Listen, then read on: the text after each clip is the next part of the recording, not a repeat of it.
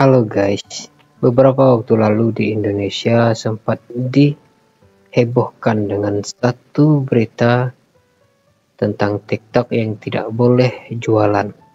Karena itu berlawanan dengan aplikasi yang lain. TikTok pada awalnya adalah media sosial saja, kenapa kemudian jualan? Lalu kemudian berita itu mereda. Sekarang ada satu berita lagi untuk mungkin lebih pada kegiatan yang lebih politis, karena ini adalah upaya untuk penutupan TikTok jadi awal pembatasan ruang cyber. Ini dia judulnya. Terlepas dari persoalan-persoalan politik, di sana adalah ekspresi kita ya, era hari ini, apalagi generasi hari ini yang hidup di antara dua dimensi. Pembicaraan antara di dalam satu meja saja itu bisa melalui koneksi internet, yang mungkin melalui pembicaraan dalam sebuah game online. Begitu juga pembicaraan di antara ruangan dengan ruangan yang berbeda, itu ditembus temboknya melalui jaringan internet. Jadi hari ini adalah hari di mana semua serba cepat mengirim pesan. Bukan hanya itu, tetapi juga di dalam informasi yang begitu liar dan sebagainya. Justru mungkin ada bagian negatif, yaitu percepatan informasi, kemudian membentuk algoritma di setiap individu, sehingga individu yang terseret dalam satu isu tertentu, maka dia akan mendapatkan terus-menerus informasi yang berkaitan dengan itu. Itu yang disebut algoritma. Mungkin istilah algoritma ini itu bukan istilah asing lagi untuk era hari ini. Jadi setiap orang bisa memilih algoritmanya sendiri dengan sadar. Tapi ada bagian orang yang tidak sadar, masuk dan terjebak dalam satu algoritma, yaitu disebut ruang cyber nantinya. Cyber masuk di situ terus-menerus tanpa sadar seseorang, dicuci otaknya, sehingga menganggap suatu informasi yang terus dia dapat itu adalah informasi yang sebenarnya, atau informasi yang menggambarkan realitas sebenarnya. Padahal itu belum tentu. Oleh karena itu, kemarin beberapa waktu lalu saya sempat diskusi dengan ChatGPT ya. ChatGPT bilang begini ketika saya tanya apa perbedaan manusia dengan ChatGPT. Kata ChatGPT itu memiliki kemampuan yang sangat luar biasa, yaitu dia bisa mengolah data yang banyak dalam waktu yang singkat.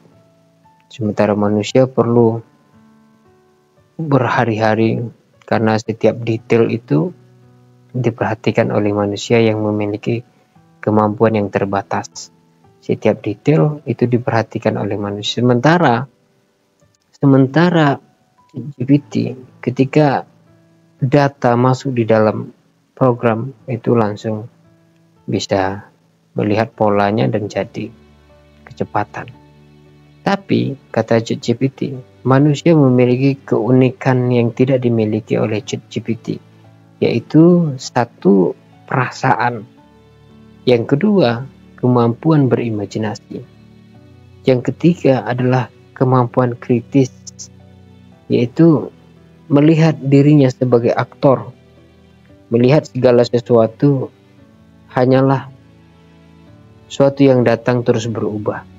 Sementara manusia, dia memiliki kemampuan adaptasi yang sangat kuat, dan manusia bisa menentukan di ruang mana dia duduk, di ruang mana dia harus singgah, dan buku apa yang harus dia baca dan sebagainya. Itulah manusia, dia memiliki keunikan itu.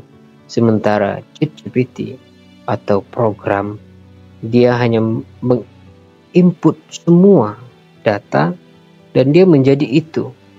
Nah, Pilihannya adalah Waalaikumsalam. Ibu. Pilihannya adalah bagaimana kita harus bersikap. Apakah kita memilih untuk menjadi dalam tanda petik terprogram atau robot sebenarnya yang diisi oleh program-program. Yang kedua, kenapa kita kemudian takut dengan data-data yang begitu cepat di dalam, khususnya di aplikasi TikTok ini? Semua ekspresi manusia muncul di situ, dan kemudian ada isu tentang penutupan TikTok dari awal tahun ini. Nah, berita ini saya baca sedikit ya, yaitu tentang penutupan TikTok jadi awal pembatasan ruang cyber. Nah, ini penutupan aplikasi TikTok di Amerika memiliki beberapa alasan, akan tetapi langkah ini berpotensi menjadi alasan pembatasan ruang cyber. Aplikasi TikTok menuju saat-saat terakhir di Amerika Serikat sebelum mereka dihapus dari berbagai pelantar pengunduhan pada Sabtu 18 Januari 2025. Hari ini tanggal 20, berarti 2 hari yang lalu. TikTok telah memberitahu pada penggunanya bahwa TikTok tidak lagi akan bisa digunakan untuk sementara waktu mulai minggu waktu setempat. Laman media The Information melaporkan para pengambil kebijakan pada pengelolaan komputasi awan untuk pengoperasian data TikTok di AS. Nah, ini dia. Pimpinan yang otoriter akan memanfaatkan atau membajak peluang ini dengan mematikan ruang cyber. Jadi ada isu yang lebih politis, yaitu ketika setiap orang mampu berekspresi, dan tidak hanya TikTok nanti jadi satu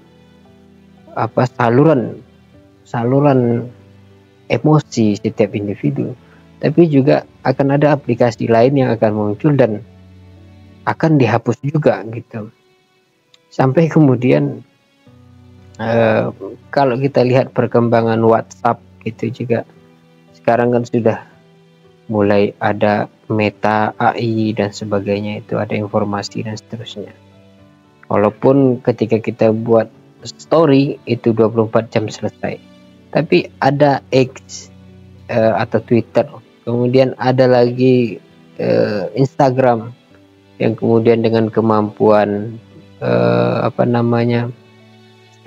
katakanlah kemampuan grafik ya, gambar, itu juga menentukan ke depannya.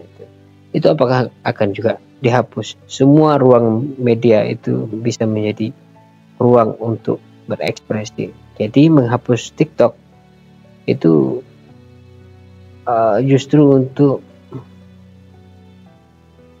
menimbulkan kebakaran yang lebih besar menurut saya itu.